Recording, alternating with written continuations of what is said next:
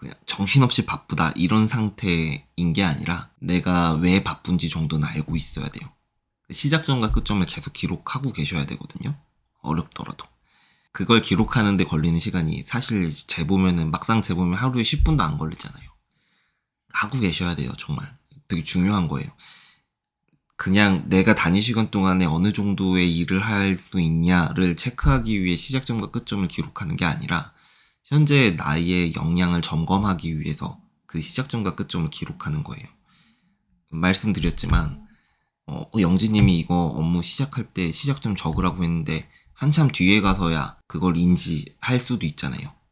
그러면 그게 잘못된 게 아니라 나는 일을 할 때 한 가지 일을 마무리하고 다른 업무로 전환되는 게 아니라 동시에 여러 가지 일들을 머릿속에 펼쳐놓고 이 일 저 일 전환을 하는 사람이구나 라는 걸 인지하는 것부터 시작해야 돼요.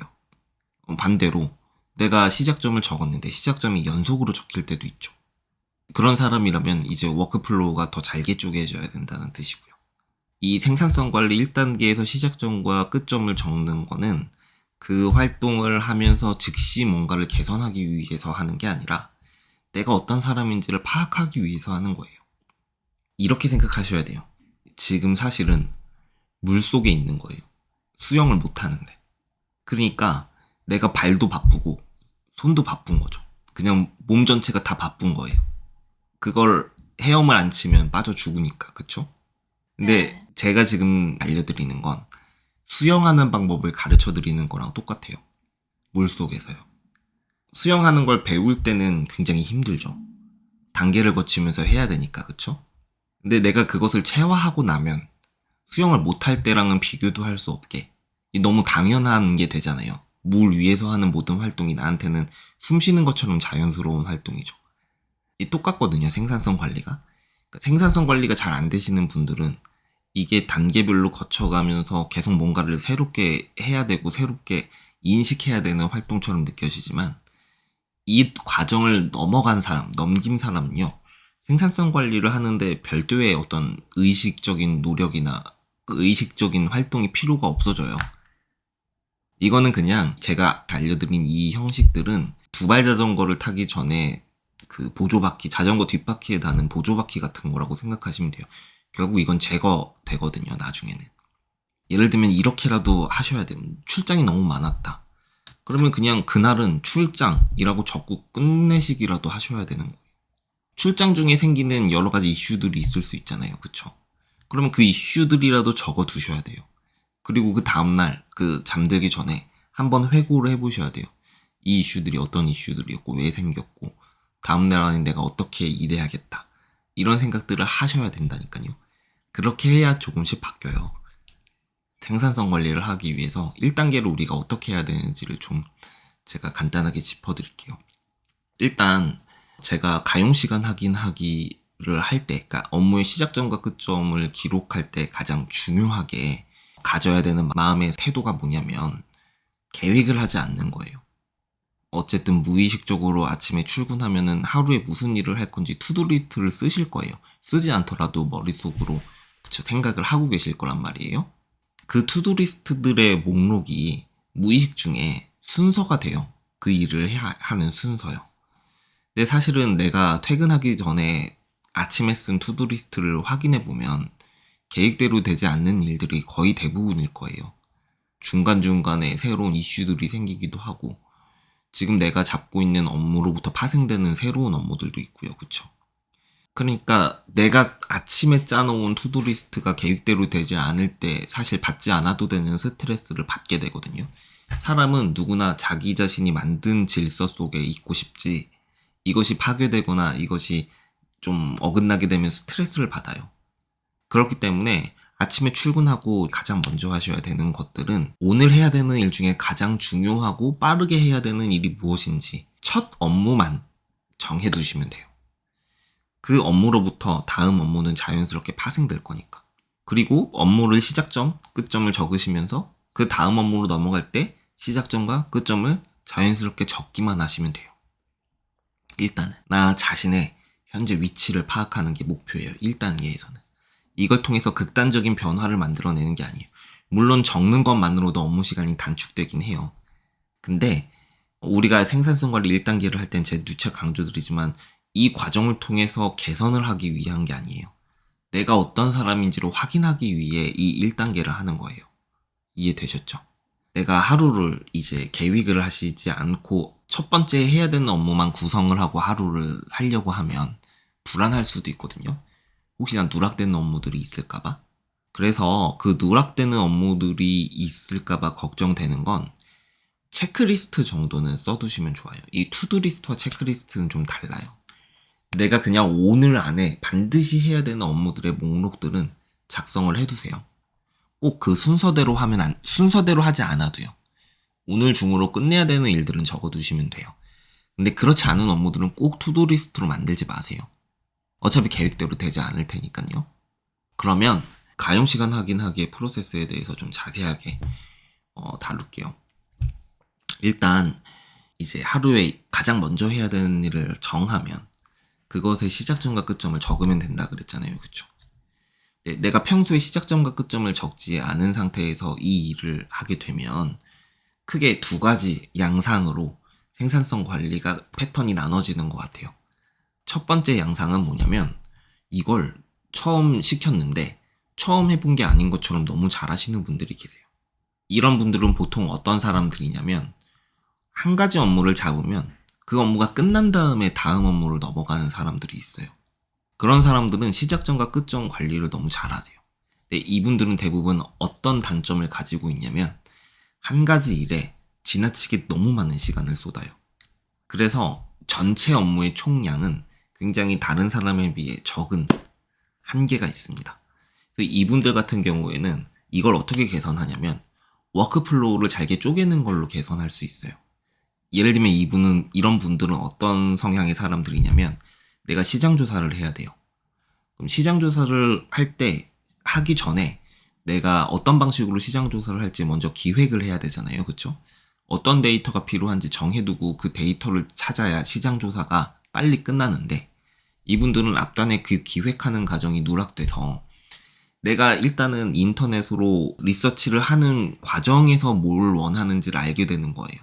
그러다 보니까 내가 나중에 원하는 데이터 결과값이 나올 때까지 시간을 쓰면서 하루 종일 시장 조사를 할 수도 있고요. 이건 개선이 되려면 시장 조사에 대한 워크플로우를 만들어서 개선할 수 있는 거예요. 또 한쪽, 이 첫 번째 양상 유형의 사람이 아니라 두 번째 유형의 사람은 어떤 사람들이냐면요. 멀티플레이어예요. 사실은 멀티태스킹이 안 되지만 내가 해야 되는 일들이 머릿속에 펼쳐져 있고 쭉 이 일을 하다가 막히는 구간이 생기면 다음 업무로 전환을 해요. 또 그 일을 하다가 막히거나 혹은 리프레시가 필요하면 또 다른 일을 해요. 이런 식으로 여러 가지 일들을 동시에 하려고 하는 사람들이 있어요. 동시에 하는 건 아니지만 이런 사람들은요. 일단 기본적으로 첫 번째 유형의 사람과 비교했을 때 치명적인 단점이 하나 있거든요. 이런 방식으로 일하면. 그게 뭐냐면 끊기지 않고 집중력을 계속 쓴다는 점에서 체력 관리가 안 된다는 점이 이 두 번째 유형의 사람한테는 가장 치명적이에요. 그렇기 때문에 이분 같은 경우에는 이런 거죠. 시작점을 적어야 되는데 못 적고 그냥 바로 업무로 전환된 거예요. 이를테면. 그쵸. 그리고 한참 하고 나서야 이거 시작점 적어야 되는데 라고 깨달은 거죠. 그럼 그럴 때 업무의 시작점을 다시 적고 시간을 재야 되냐?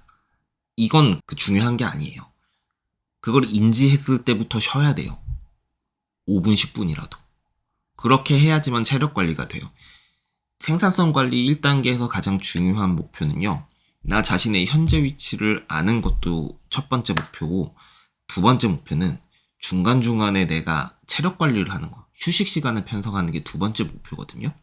그렇기 때문에 자 이렇게 하시는 거예요. 업무의 시작점과 끝점을 적되 내가 일단 이 두 가지 유형 중에 어떤 유형의 사람인지를 파악하시는 거예요. 한 가지 업무가 끝날 때까지 그 업무를 잡고 있는 사람이다. 하지만 그 단일 업무에 걸리는 시간이 들쑥날쑥이다. 기복이 심하다. 이 첫 번째 유형의 사람이 있을 수 있고요. 두 번째 유형의 사람이 있을 수 있어요. 나는 업무가 이렇게 마무리되지 않은 상태에서 전환이 되는 사람이다. 이 사람은 휴식 시간이 없는 거예요. 두 가지 모두 다 어떤 방식으로 개선해야 되는지를 알려드릴게요. 일단 업무의 시작점을 적었어요. 제가 예를 들어서 대본 작성 시작을 적었단 말이에요. 근데 대본 작성하는데 시간이 1시간 넘게 걸릴 수 있죠. 그러면 그 업무를 하는 중간에 다른 업무가 끼어들 수 있어요. 그래서 시작점이 연속으로 적히는 일이 생길 수 있거든요. 그럴 때는 어떻게 하셔야 되냐면 대본 작성 업무를 더 잘게 쪼개셔야 돼요. 적어도 1시간 단위로. 혹은 가장 베스트는 한 가지 업무가 과정당 30분 정도 걸리게 순서를 잘 짜셔야 돼요. 예를 들어 제가 대본 작성을 한다 그러면 저 같은 경우에는 기획을 할 때 워크플로우가 어떤 방식으로 진행되냐면 이 기획을 왜 하는지 목적에 대해서 먼저 적어요. 예를 들어 제가 생산성 관리 강의를 한다 그러면 지금 생산성 관리 강의를 그냥 무지성으로 그 질문에 그냥 끌려가는 게 아니라 이 생산성 관리 강의를 왜 해야 되는지 그 목적을 정한단 말이에요. 그 다음에 그 목적이 생기면 바로 우리가 정할 수 있는 게 뭐냐면 목표거든요. 이 강의의 목표를 정할 수가 있어요. 예를 들면 지금 저한테 생산성 관리 강의를 듣는 이유는 혼자서 여러 가지 일들을 동시에 하고 있고 그러다 보니까 관리가 안 되는 업무의 컨트롤 그리고 그것 때문에 계속 악순환에 빠지는 사이클 이런 것들 때문에 제 수업에 들으신 거잖아요. 그쵸? 목표는 뭐예요? 워크플로우를 잘게 나눠서 내가 업무의 전환이 돼도 중간 지점부터 업무를 시작할 수 있는 매뉴얼을 만들어 드리는 게 이 생산성 관리 수업의 핵심이겠죠. 목표가 먼저 생길 수도 있고 타겟이 먼저 생길 수도 있어요. 타겟은 고정값이니까 당연히 저의 경우 이번에 기획을 할 때는 워크플로우가 이 기획의 목적, 왜를 정한 다음에는 당연히 생각하면서 목표를 설정했겠죠. 그 다음에 이 강의에 반드시 들어가야 되는 내용이 무엇인지를 정리하는 거예요. 그리고 그 정리된 내용을 대화를 통해서 궁금해 하시는 걸 우선적으로 수업을 해드리는 거죠. 그러니까 대본을 쓸 때도 저는 똑같이 이런 워크플로우로 일을 하거든요. 예를 들면 뭐 제가 지금 책 쓰고 있는 걸 한번 보여드릴까요? 제 종이책을 쓰고 있는데 그러면 저는 이렇게 글을 쓸 때도 왜 이 챕터를 써야 되는지 그 목적을 분명히 정하고 그 다음에 이 글의 목표를 적어요. 그리고 그 다음에 어떤 사람을 대상으로 이 글을 적어야 되는지 정하고요. 그 다음에 반드시 들어가야 되는 내용들을 이렇게 쭉쭉쭉쭉 나열하거든요. 그 다음에 기승전결을 정해서 여기 적어둔 내용들 있죠. 이것들을 그냥 기에 해당되는 영역에다가 문장을 옮겨두는 거예요. 지금 보면은 문장이 어떤 거는 그냥 질문하고 답변하는 관계의 본질적인 의미라고 적어두기 했고 어떤 거는 문장이 이렇게 구어체로 완결되죠. 인간관계에서 질문하고 답변하는 사람의 관계는 질문하는 사람이 권력을 가지고 답변하는 사람이 그 대화에 종속된다. 이렇게 문장으로 구성되기도 하잖아요. 그쵸? 그러니까 완성시킬 필요가 없어요. 그냥 키워드로만 나열을 해두는 거예요. 일단. 그리고 기승전결로 내용의 순서를 짠 다음에 그제서야 본격적으로 글을 작성하는 거죠. 그러니까 저는 매사 일을 할 때 어떤 일을 하더라도 이 앞단에 기획을 하는 과정을 꼭 거치거든요. 이해되셨어요? 그러면 저는 제가 만약에 원고 작성을 한다 그러면 이 원고 작성의 목적을 쓰는 걸 시작으로 적겠죠, 일단. 그 다음에 그 작성이 끝나고 나면 끝이라고 적을 거예요. 이 시간은 생각보다 길지 않아요. 10분 내외로 끝나는 일이겠죠. 그리고 그 다음에 내가 타깃을 먼저 생각해야 된다고 하면 타깃을 먼저 잡고 목표를 먼저 정해야 된다고 하면 목표를 먼저 정하겠죠. 그 다음에 목표를 정해서 목표를 적고 그 다음에 타깃을 정하고 그 다음에 아젠다를 짜서 그 다음에 이제 기승전결로 서사를 구성하고 그 다음에 이제 원고를 작성하는 거예요. 이런 방식으로 업무가 쪼개져야 돼요. 그렇게 해야지만 이 일을 하다가 막히는 구간이 생기면 다른 일로 리프레시를 하고 돌아오더라도 그 막힌 중간 단계부터 다시 업무를 이어서 시작할 수 있어요. 예를 들어 내가 이 기획의 목적을 적는 것까진 됐는데 목표를 정하는 게 막혔어요. 그럼 다른 일을 할 수 있는 거죠, 중간에. 그쵸? 아니면 쉴 수도 있고요, 아예. 그리고 다시 돌아와서 두 번째 단계부터 다시 시작하면 되잖아요. 그러니까 이런 식으로 업무의 시작점과 끝점을 계속 기록하면서 시작점이 연속으로 적히는 구간이 생기면 이건 내가 이 업무를 더 잘게 쪼개야 된다라는 신호로 받아들이시면 돼요. 그리고 또 첫 번째 유형뿐만이 아니라 두 번째 유형의 상황도 많이 생긴다 그랬잖아요. 그럴 땐 어떻게 하셔야 되냐면 쉬어야 되는 거예요. 어차피 지금 업무가 전환이라는 상태에서 집중력이 굉장히 많이 소진되고 떨어지고 있는 상태이기 때문에 내가 쉬지 않고 일을 계속 하고 있다라고 생각을 하지만 사실은 업무를 그냥 잡고 앉아 있는 경우가 훨씬 더 많을 거예요. 쉬셔야 돼요. 이 시작점과 끝점을 계속 관리하시면서 1단계에서 어느 정도 이게 체득이 되신 분들은 다음 단계로 가장 먼저 권해드리는 게 뭐냐면 휴식 시간을 고정값으로 두고 일하는 거거든요. 예를 들면 우리가 일하는 시간이 아침에 출근하고 3시간 동안 일을 하고 그 다음에 점심시간이거든요, 직장은. 이 얘기는 뭐냐면 한 번에 집중할 수 있는 시간이 3시간을 못 넘어요, 사람은. 분명히 3시간을 일하고 리프레시하는 시간을 가져야 된단 말이에요. 근데 점심시간을 충분히 쉰다고 하더라도 내 체력이 100% 회복되는 게 아니거든요. 절대로 3시간 또 연속적으로 일하지 못해요. 그렇기 때문에 자기 자신의 체력을 잘 아셔야 된다는 전제 하에 내가 3시간 일하고 1시간씩 쉬거나 1시간 일하고 20분 쉬거나 30분 일하고 10분 쉬거나 이걸 고정값으로 루틴으로 만드셔야 돼요. 그래서 내가 지치기 전에 쉬는 연습을 하셔야 됩니다. 정말 중요해요. 내가 지쳐서 휴식을 하면 휴식이 안 돼요. 그건 그냥 시간을 보내는 걸만 되지. 그러니까 내가 1시간 동안 일하고 20분 쉬기로 했는데 1시간 일하다가 보니까 집중이 잘 돼서 2시간 동안 한목에 일할 수도 있겠죠. 근데 그렇게 일하면 지쳐버려요. 금방 체력을 다 쓰게 되니까. 그래서 끊는 연습을 하셔야 돼요. 워크플로우를 잘게 쪼개서. 이게 정말 핵심이거든요. 그렇게 야근을 심하게 할 때일수록 제가 말씀드린 것처럼 휴식 시간이 중간중간에 규칙적으로 있어야 된다는 거예요. 근데 그게 잘 안 된다고 생각하지 마시고 한번 해보세요.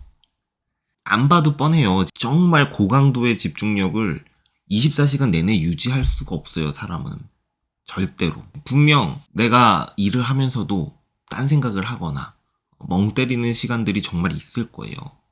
그 시간들을 모아서 쉬시기만 하더라도 업무의 생산성과 몰입이 훨씬 더 잘 된다니까요. 그걸 내가 아직은 잘 모르잖아요. 아직 생산성 관리 1단계가 잘 적응이 안 되셨으니까.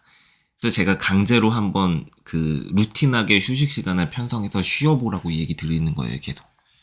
업무의 강도가 보통 센 높은 회사들이 마케팅 대행사들이거든요.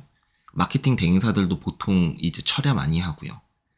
그리고 주말도 없고, 그리고 보통 이제 새벽 1시, 2시까지 일하는 게 일상이고 그렇거든요.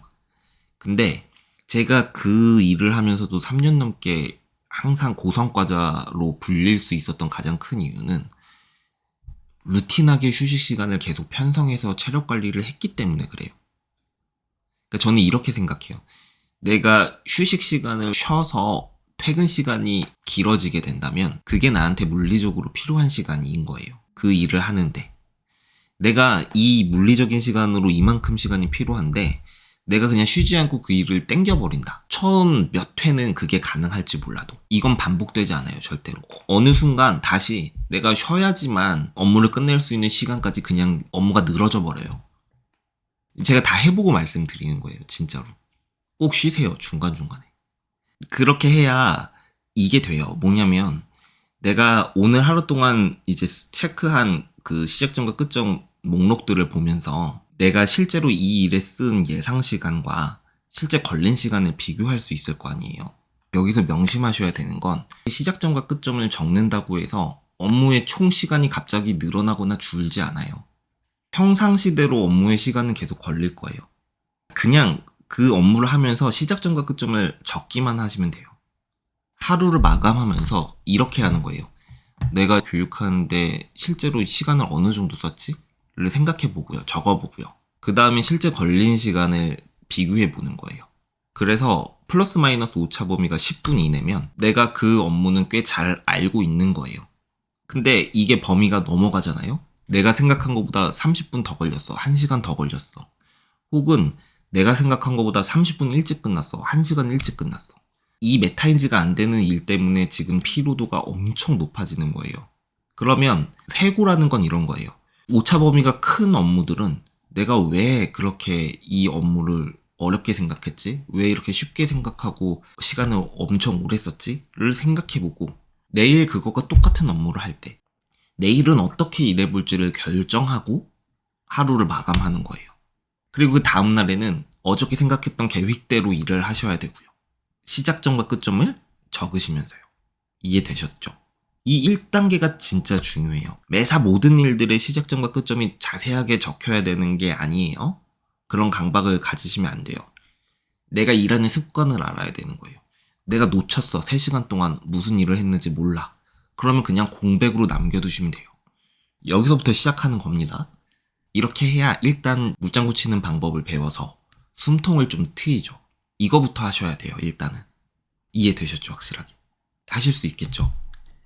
이거 정말 이렇게 생각하시면 돼요. 새롭게 배워야 되는 게 아니에요. 숨 쉬는 방법을 알려드리는 거랑 똑같은 거예요. 우리가 숨 쉬는 방법을 알고 있지만 그걸 의식적으로 하지 않잖아요. 저도 생산성 관리하는 방법을 알고 있지만 지금 생산성 관리를 한다고 따로 별도의 시간을 내지 않아요. 저는 그냥 매사 1시간 단위로 제가 어떤 일들을 하고 있는지 잘 알고 있어요. 그러니까 대체로 하루 일과가 내 계획대로 다 되거든요. 책을 읽을 때도 그래요. 저는 분야별로 제가 1시간 동안 읽을 수 있는 책의 페이지 수를 다 알고 있거든요. 얼마 전에 다윈의 종의 기원이 한국 버전으로 번역이 돼서 이제 재출간이 됐다 그러길래 책을 봤더니 650페이지 책이더라고요.